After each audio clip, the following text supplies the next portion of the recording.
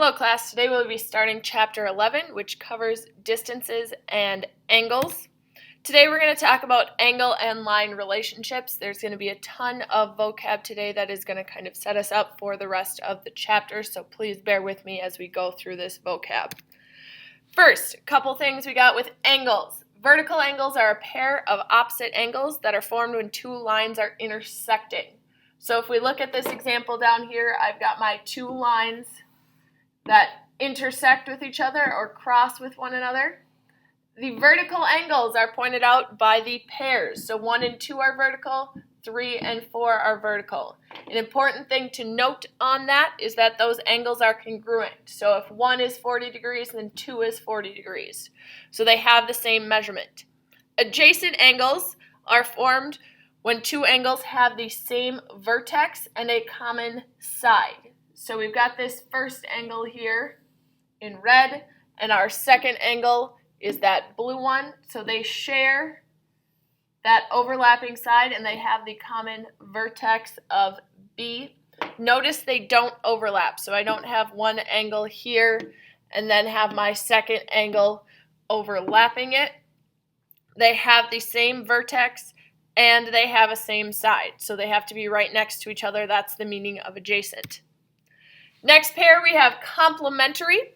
This is two angles that add up to 90 degrees. Right now they're shown as adjacent angles, so touching each other, but they don't have to. As long as they add up to 90 degrees, they are complementary angles.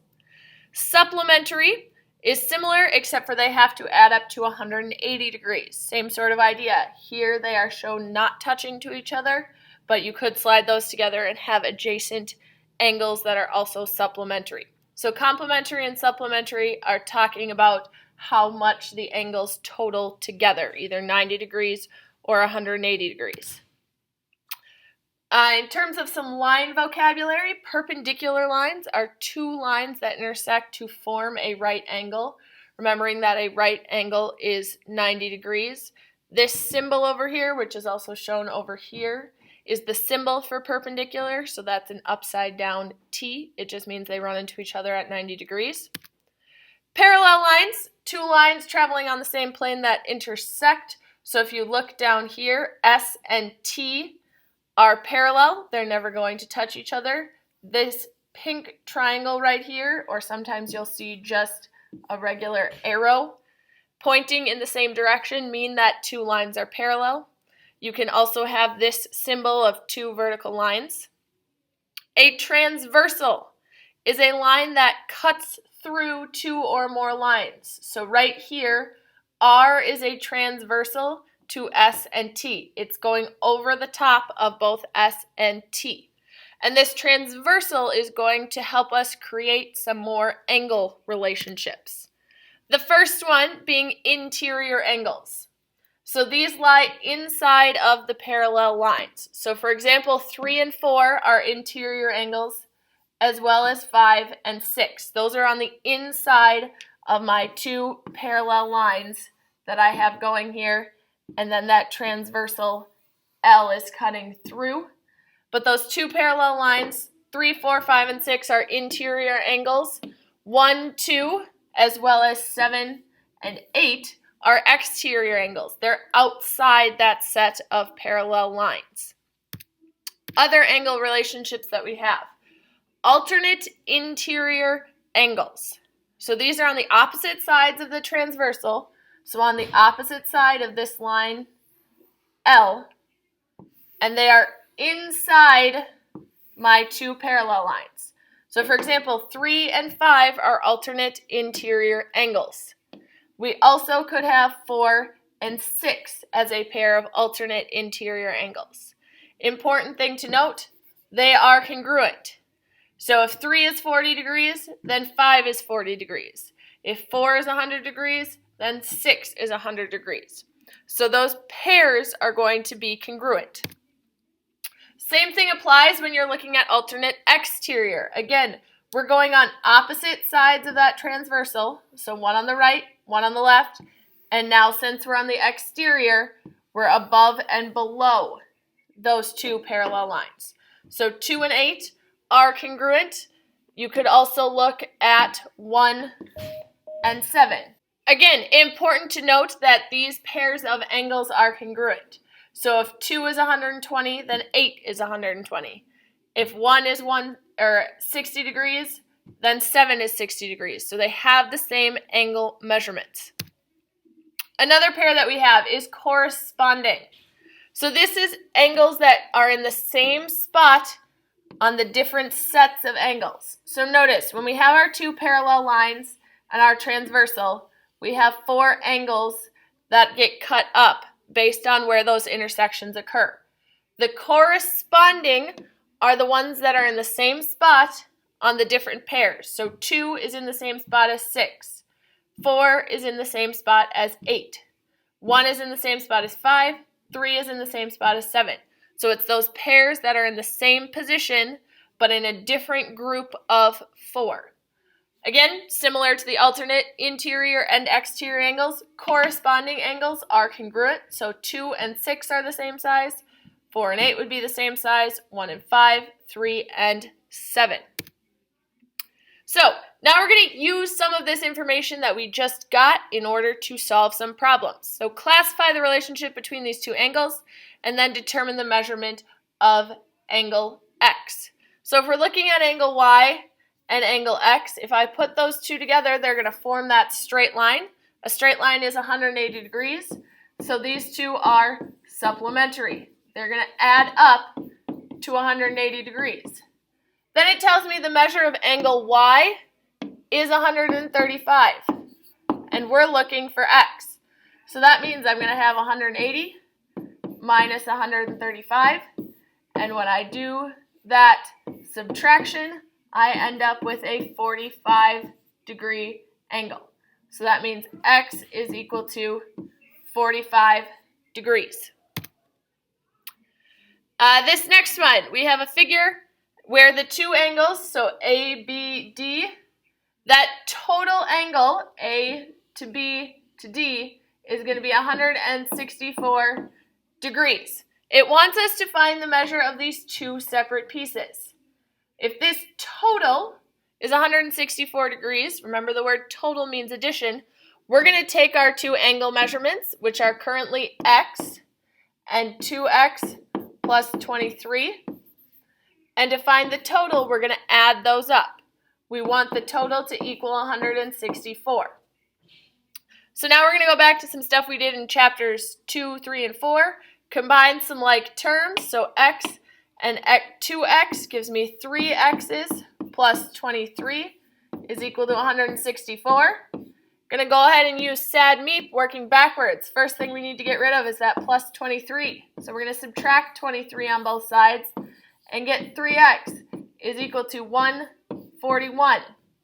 Then I'm going to go ahead and get rid of that multiplying by 3 by dividing by 3, and I end up with an answer of 47.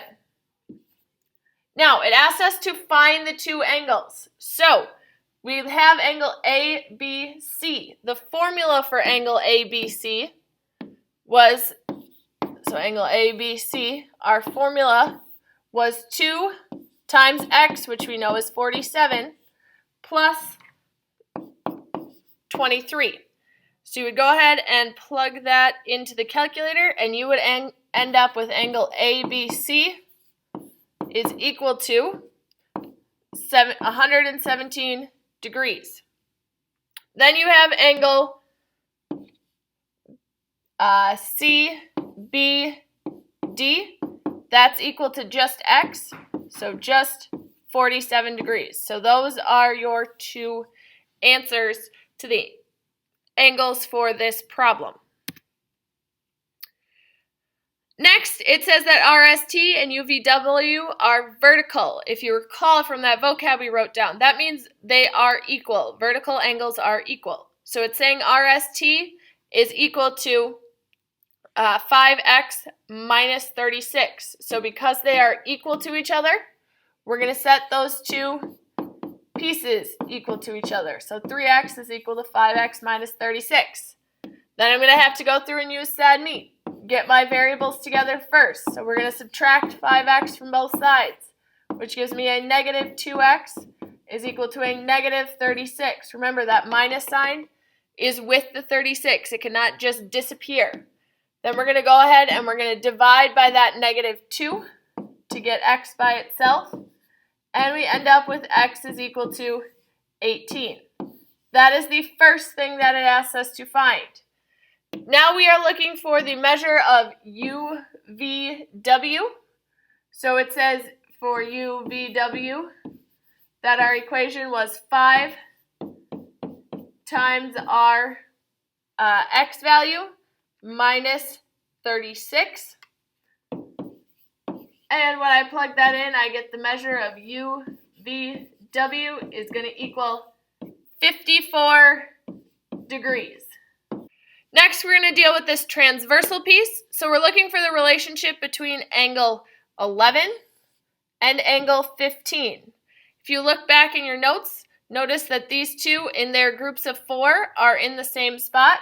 So angle 11 and angle 15 are corresponding.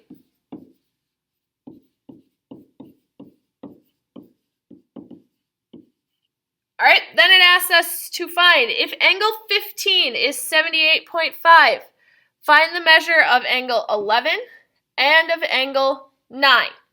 Remember, corresponding angles are going to be congruent. So if angle 15 is 78.5 degrees, that means the corresponding angle, which is angle 11, is also 78.5 degrees. Then we're looking at angle 9. To get from angle 11 to angle 9, those two are vertical angles. Remember, those are across each other when two lines are intersecting. Those are also congruent. So we've got 9. Angle 9 is also equal to 78.5 degrees. So we've got all of our angles here are congruent because they are either corresponding or vertical. Same kind of diagram, but now we are looking at a different pair. Now we are looking at 3 and 5. Notice those are both on the inside. So those are interior angles, and they're one on each side of that transversal, one on top and one on bottom. So angle 3 and angle 5 are alternate interior angles. Yes, you can abbreviate alternate interior, and if it had been exterior, you could also abbreviate alternate exterior. So yes, you can abbreviate. Now it's telling me that the measure of angle 5 is 112. So the measure of angle 5 is 112. Again, recall, alternate interior angles have the same measurement. So that means angle 3 is also 112 degrees. Then it's also asking us for angle 2. Notice the relationship between angle 3 and angle 2 is that they form that straight line or that transversal. Remember, anything that adds up to a straight line is 180 degrees. So that means angle 2 is going to have to be 180 degrees minus the 112 that we already have for angle 3. So we're going to go ahead and solve that, and we end up with 68.